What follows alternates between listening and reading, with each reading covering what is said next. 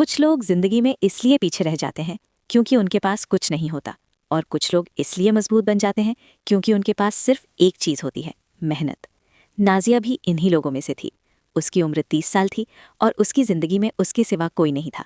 ना माँ, ना बाप, ना बहन भाई, ना शौहर। गांव के आखिरी सिरे पर एक छोटा सा कच्चा घर था जिसकी दीवारें मिट्टी से बनी थीं। छत छोटे छोटे लकड़ी के सुतूनों पर रखी थी और छोटा सा सहन था जिसमें कभी कोई पौधा या फूल नहीं लगाया गया था। वो घर खाली था, ना हंसी की आवाज़ गूंजती थी, ना किसी के कदमों की आहट सुनाई देती थी। मगर नाजिया खाली नहीं थी, क्योंकि नाजिया के हाथ चलते थे और वो हाथ पकौड़े बनाते थे। ऐसे पकौड़े जिनका जायका पूरे गांव में मशहूर था। हर गांव वाला जानता था कि अगर पकौड़े खाने हैं तो नाजिया के ही पास जाना होगा।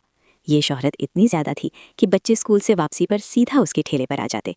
बूढ़े शाम को आकर कहते, बेटी 2 पकौड़े ज़रा करारे देना। औरतें अपने काम के बीच आकर आटा और मसाला देखकर खुश हो जाती थीं। नाजिया रोज़ फजर से पहले उठ जाती। गांव अभी सो रहा होता, मुर्गियाँ भी आंखें मल रही होती, हवा में हल्की सी ठंडक होती, लेकिन नाजिया जाग चुकी होती। वो सबसे पहले दरवाज़ा खोलती, बाहर की हवा से सांस लेती, आसमान की तरफ एक नज़र डालती और दिल ही दिल में कहती, या अल्लाह, आज भी मेरे हाथों में बरकत रखना। उसके बाद वो आटा गूंथती, प्याज काटती, मसाला तैयार करती, हर चीज़ नाप तोल के ध्यान से। वो काम जल्दी में नहीं करती थी, क्योंकि वो जानती थी कि जल्दी में काम करना जायके को ख़राब कर देता है। जब पकौड़े तेल में जाते तो वो बराबर खड़ी रहती, ना इधर उधर देखती, ना किसी और ख्याल में खोती। इसी वजह से उसके पकौड़े अलग थे। गांव में अगर कोई कहता पकौड़े खाने हैं तो जवाब आता, नाजिया के हों तो लाओ। बच्चे स्कूल से आते हुए सीधा उसके ठेले पर आ जाते। बाज़ बच्चे पैसे नहीं लाते, लेकिन नाजिया उनके लिए पकौड़े रख देती। बूढ़े शाम को आते, हाथ में छोटी टोकरी पकड़े आहिस्ता आहिस्ता बोलते, बेटी तुम्हारे हाथ में बरकत है, 2 पकौड़े ज़रा करारे देना। ना नाजिया ज़्यादा बोलती, ना उसे ज़्यादा तारीफ की ज़रूरत थी। उसका काम ही उसकी पहचान था।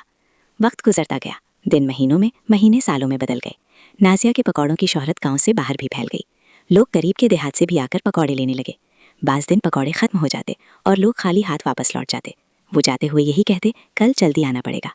ये सब देखकर नाजिया के दिल में ख्याल पैदा हुआ, काश मैं और ज़्यादा बना सकूं, काश कोई भी खाली हाथ वापस ना जाए।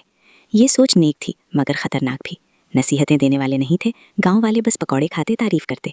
लेकिन असल बात ये थी कि अब नाजिया ने ज़्यादा बनाने की दौड़ शुरू कर दी थी। सुबह सवेरे उठना, आटा गूंदना, मसाला तैयार करना, पकौड़े तलना, उन्हें टोकरियों में रखना और फिर चौक में आकर बेचना। अब ये सिलसिला पहले से ज़्यादा लंबा और थका देने वाला था। उसकी तवज्जो पहले जैसी नहीं रही थी। वो जल्दी जल्दी काम करती, कभी मसाला भूल जाती, कभी तलने में देर कर देती।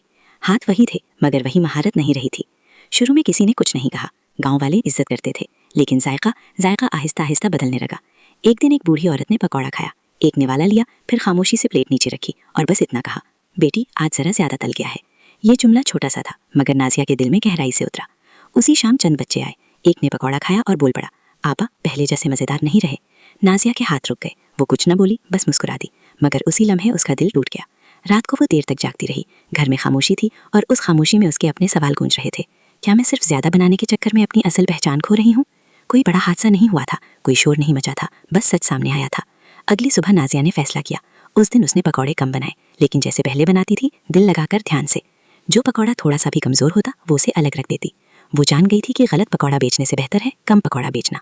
लोग आए, पूछा आज पकौड़े कम हैं? नाजिया ने नजरें झुकाकर कहा, हाँ मगर अच्छे हैं। लोगों ने पकौड़े खाए। चंद लम्हे खामोशी रही, फिर किसी ने कहा, यही है नाजिया का असल जायका।